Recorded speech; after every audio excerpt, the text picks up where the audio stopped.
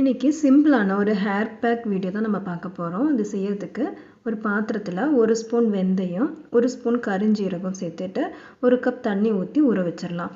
Over night நல்லா ஊறட்டும். கருஞ்சீரகமும் வெந்தயமும் நம்ம ஹேர் க்ரோத்துக்கு ரொம்பவே நல்லது.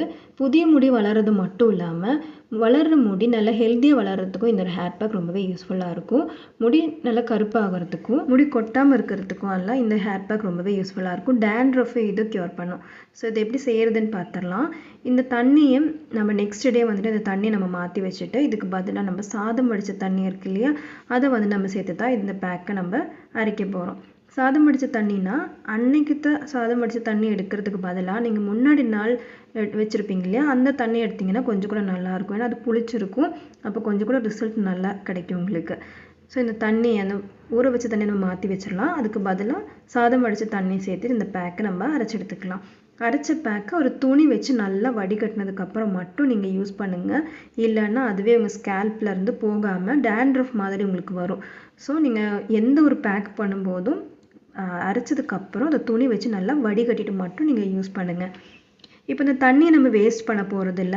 உங்களுக்கு ஹேர் பேக் யூஸ் பண்ண முடியாத நேரங்களில் நீங்கள் இந்த தண்ணியை மட்டுமே உங்கள் ஹேரில் ஸ்கேல்ப்லலாம் அப்ளை பண்ணிவிட்டு நீங்கள் ஹேர் வாஷ் பண்ணிக்கலாம். இப்போ இது 2 மெத்தடில் நம்ம யூஸ் பண்ண முடியும். ஃபஸ்ட்டு மெத்தடு நம்ம ஹேர் பேக்காக மட்டும் இந்த வெந்தயத்தையும் கருஞ்சீரகத்தையும் அரைச்சிட்டு நம்ம ஹேர் பேக்கை மட்டும் யூஸ் பண்ணுறது. செகண்ட் மெத்தட் என்னென்னா தண்ணியவும் சேர்த்து நம்ம யூஸ் பண்ணுறது. இது எப்படி செய்கிறதுன்னு பார்த்துடலாம். ஃபஸ்ட்டு ஹேர் பேக் மட்டும் யூஸ் பண்ணுறவங்களுக்கு நார்மலாக நம்ம ஊற வைக்கிறோம் இல்லையா, ஊற வைக்கும் போது தண்ணி ஊற்றி ஊற வைக்கிறதுக்கு பதிலாக சாதம் வடித்த தண்ணி ஊற்றிட்டே நம்ம ஊற வச்சுக்கலாம். அதாவது முன்னாடி நாள் நைட்டே கஞ்சி தண்ணி ஊற்றிட்டு இந்த ஒரு வெந்தயத்தையும் கருஞ்சீரகத்தையும் ஊற வச்சுட்டு நெக்ஸ்ட் டே அதை டைரெக்டாக அரைச்சிட்டு துணி வச்சு வடிகட்டிட்டு நம்ம நல்லா ஆயில் மசாஜ் கொடுத்துட்டு ஹேர் வாஷ் பண்ணிக்கிறது. செகண்ட் மெத்தட் எப்படின்னா, ஃபஸ்ட்டு நாள் நீங்கள் தண்ணி ஊற்றி ஊற வச்சுருங்க.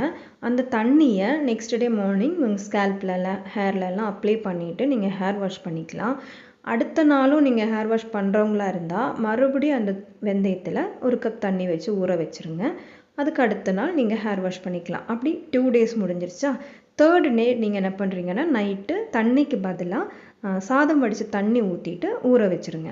இது சேம் வெந்தயத்தை தான் நம்ம பண்ணுறோம். வேறு வெந்தயமும் கரிஞ்சீரகம் நம்ம மாற்றலை.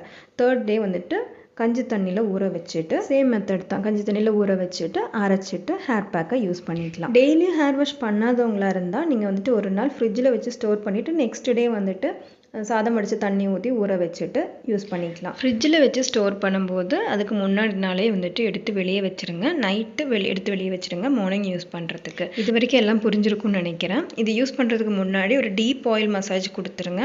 ஹேர் வாஷ் பண்ணதுக்கப்புறம் ஷாம்பு அந்த மாதிரிலாம் போட வேண்டாம். ஏன்னா வெந்தயமே உங்கள் ஹேரில் இருக்க ஆயிலை எடுத்துரும். ஸோ ஆயில் அப்ளை பண்ணதுக்கப்புறம் மட்டும் நீங்கள் வந்துட்டு இந்த ஹேர் பேக் யூஸ் பண்ணால் போதும். இல்லைன்னா உங்கள் ஹேர் ரொம்ப ட்ரையான மாதிரி இருக்கும். ஏதாவது டவுட் இருந்ததுன்னா கீழே கமெண்ட் பண்ணுங்கள். இந்த வீடியோ உங்களுக்கு யூஸ்ஃபுல்லாக இருக்கும்னு நினைக்கிறேன். யூஸ்ஃபுல்லாக இருந்ததுன்னா சேனலை சப்ஸ்கிரைப் பண்ணிவிட்டு உங்கள் ஃப்ரெண்ட்ஸ் அண்ட் ஃபேமிலிக்கு இந்த வீடியோவை ஷேர் பண்ணுங்கள். தேங்க்யூ.